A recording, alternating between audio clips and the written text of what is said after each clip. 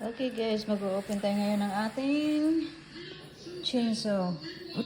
In-order ko to sa Temu guys. So, buksan natin. Maliit lang siya na 4 inches. Ito ang laman guys. Yan. Rechargeable na siya. Wow. Super liit lang ng ano. Ayan.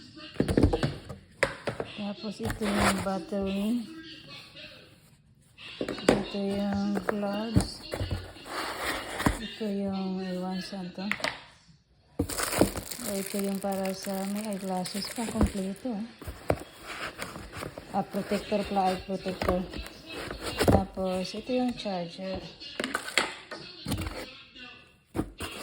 Tapos meron din yan. Ang ingay ng ano. So guys, ito.